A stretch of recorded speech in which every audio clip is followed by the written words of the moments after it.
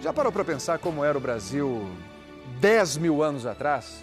Pois a gente vai mostrar como vivia o povo que chegou aqui milhares de anos antes do descobrimento. Esse povo chegou muito antes até do que os índios. É verdade. Olha, os repórteres Sônia Bride e Paulo Zero visitaram os lugares que contam essa história. Uma história que tem rosto e tem nome. Luzia, a primeira brasileira.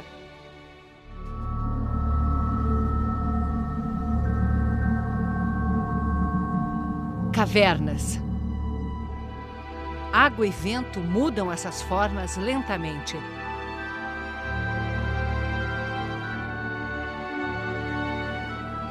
Trazem a terra que cobre e preserva milhares de anos de uma história aos poucos descoberta. A chegada ao continente americano da espécie que conquistou o planeta, o Homo sapiens. Como a humanidade chegou até aqui, a milhares de quilômetros de onde a espécie surgiu na África? Caminhando, sem rumo definido. Seguia animais de caça, buscava frutas, raízes, fugia da seca ou do frio. E como não tinha cidades e nem lavouras, uma vez que avançava, também não tinha motivos para voltar para trás. Assim chegou até a América do Sul, a última fronteira da humanidade na incrível jornada da vida.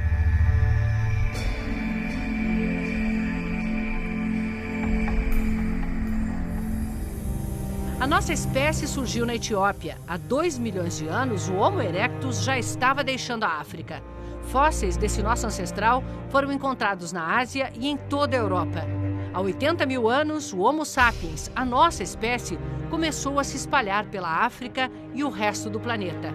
Foram muitas levas de migrações. Ele ocupou a Ásia, chegou à Austrália e Polinésia. Na última era do gelo, Ásia e América ainda eram ligadas por terra. O Homo sapiens atravessou o Estreito de Bering e se espalhou pelo continente. Há 13 mil anos, já ocupava estas cavernas em Lagoa Santa, Minas Gerais, uma das maiores concentrações de fósseis humanos das Américas. A gente realmente está conseguindo ver as crianças, os jovens, os adultos, mulheres, homens, e ter uma noção de como esses grupos se comportavam como uma população. Um povo que tinha rituais. A maior prova está nos sepultamentos revelados sob a poeira milenar. Nós temos 2 esqueletos numa sepultura aparentemente dupla, em que há um indivíduo onde a cabeça estaria sob esse bloco de pedra, as costelas, as costas dele fazem essa curva, aqui estaria a bacia. Por que eles foram enterrados assim? Uma passagem para a vida após a morte? Ou uma homenagem dos vivos à vida que se foi? A região está cheia de mensagens deixadas por eles. Cenas de caça, da incrível variedade de animais que andava por aqui. O primeiro a registrar essas mensagens do passado foi um dinamarquês, Peter Lund, ainda na primeira metade do século XIX. Lund fez muitas descobertas reveladoras.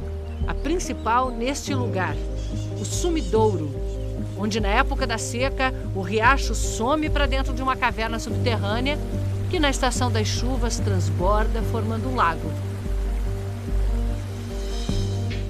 Aqui, Peter Lund encontrou fósseis humanos junto com os de animais da chamada megafauna, bichos imensos que foram extintos há 10 mil anos, como a preguiça gigante, o tigre dente de sabre e o xenorrinotério, um parente do cavalo com nariz estranho. Um século e meio depois, nos anos 70, o professor André Proust era um jovem pesquisador da missão francesa que veio estudar a região. Quando nós estávamos escavando na parte de cima, ou seja, menos de 7 mil anos, nós encontramos várias pinturas enterradas. Foi o primeiro caso, acho que na América Latina, em todo caso no Brasil, que permitiu a gente ter uma comprovação de que pinturas, daquelas que a gente chama de rupestres, tinha vários milênios de existência. Foram anos seguidos de pesquisa até juntar as provas de vida humana aqui há mais de 10 mil anos.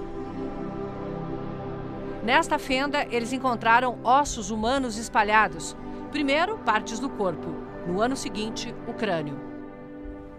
Ainda foi preciso um tempo para eles entenderem que pertenciam todos ao mesmo indivíduo. uma mulher que morreu ou foi enterrada aqui há 13 mil anos. Essa mulher ficou conhecida como Luzia, a primeira brasileira. Só 20 anos depois, Luzia ganhou fama. O pesquisador Walter Neves, da USP, estudou o fóssil. Ela faz parte da primeira população humana que entrou no continente americano. Né? Ou seja, Analisando o formato do crânio, as cavidades dos olhos, os dentes, Walter viu que Luzia era negroide, muito parecida com os aborígenes australianos e muito diferente dos índios que a gente conhece.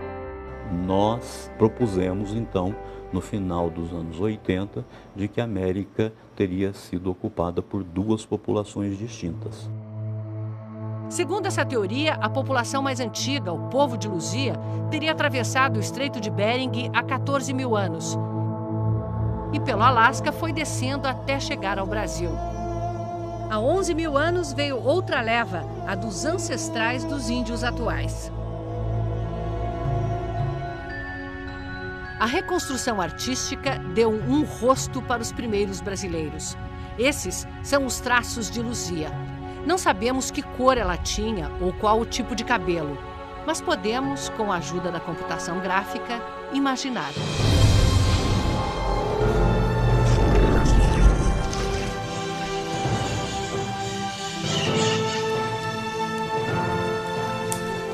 E não é só o rosto. A cada vez que os pesquisadores encontram um fóssil, uma ferramenta, restos de uma fogueira, é como se abrissem uma janela para o passado, que nos permite ver e reconstruir a vida que levava o povo de Luzia. Uma vida dura. Poucos passavam dos 35 anos. E eles não viviam nessas cavernas. Eram nômades. Caçavam, colhiam frutas, muitas raízes. Nessas cavernas eles passavam alguns dias, se abrigavam e seguiam em frente.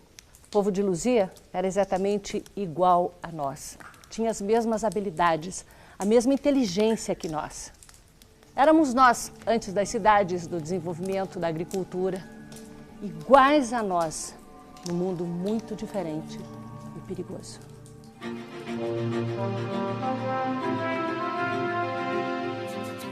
O mundo da megafauna. Tigres dente de sabre. Preguiças gigantes. Como é que iam chegar com a sarabatana, um arquinho igual aos que meu filho brinca, diante de um mastodonte? Diante de uma preguiça gigante que tinha pelo menos 70 centímetros de garra. Era o primeiro astronauta brasileiro, o sopapo que ia receber entrava na órbita. O maior terror do povo de Luzia devia ser correr de um tigre dente de sabre.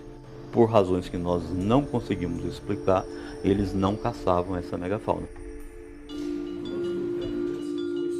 Mas entre as 70 mil peças do Museu de Ciências Naturais de Belo Horizonte, o professor Cartelli tem provas de que eles não desperdiçavam a carne se encontrassem o bicho morto, um osso de preguiça gigante. Este osso equivale aqui. É este osso aqui. Esse aqui. Aqui houve nitidamente um trabalho de arrancar aqui esses cortes. Neste sentido, a natureza não pode fazê-los. O que aconteceu com o povo de Luzia quando os outros chegaram? Em alguns pontos do Brasil, há indícios de que ele sobreviveu até o século XIX. Em alguns locais eles foram completamente substituídos, como, por exemplo, na costa brasileira, você não tem vestígio dessas populações, né? E em algumas regiões houve cruzamento entre essas duas levas. Mas seriam mesmo esses os primeiros brasileiros?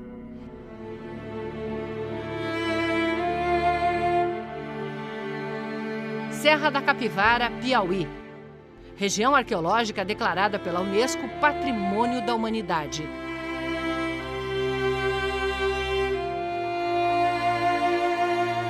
Na paisagem deslumbrante da Caatinga, galerias de arte a céu aberto, deixadas por povos que viveram aqui.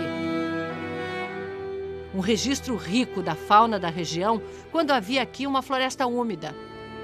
Cenas de uma sociedade que valorizava a interação social. Danças, festas. Um parto feito por um xamã para falar da vida ou por um homem que acabou de descobrir a emoção de ser pai? Esses tracinhos são uma espécie de contabilidade? Um calendário? Isso é a primeira escrita. Eram povos que tinham tradições, que tinham crenças. Nós escrevemos tudo que nós sentimos. Eles, então, gravavam desta maneira. Só que tinha um código, e esse código se perdeu com esses povos. Ninguém conhece esse lugar como a pesquisadora Nied Guidon. Os estudos liderados por ela tentam mostrar que a chegada às Américas se deu muito antes do povo de Luzia. As datações mais antigas que nós temos são de 90 mil anos, temos datações de carbono 14 de 58 mil e uma grande quantidade de 30, 20 mil. Tudo indica que vieram da África.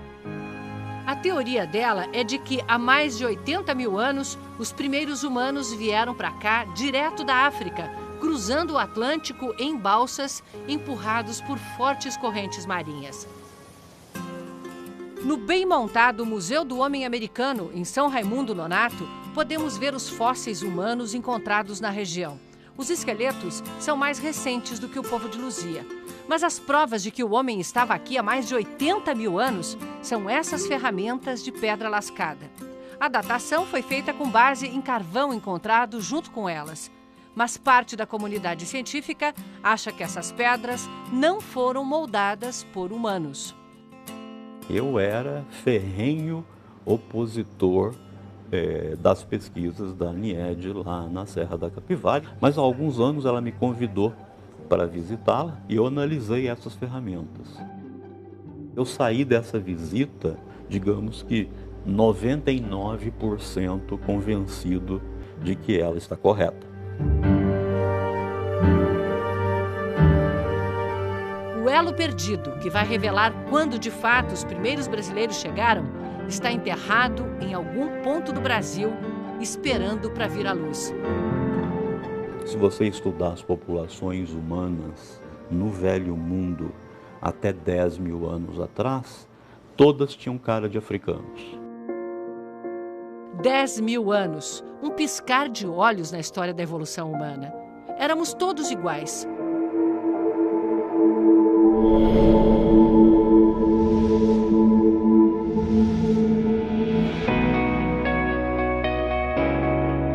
Foi o ambiente onde os humanos se estabeleceram que mudou traços, cores, criou a diversidade humana, mas não mudou a espécie, que continua única, igual.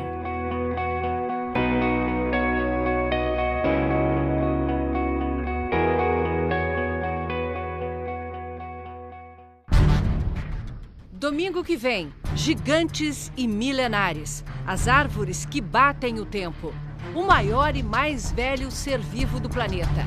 Uma floresta inteira é apenas um organismo. E o pinheiro que já tinha 3 mil anos quando Jesus nasceu.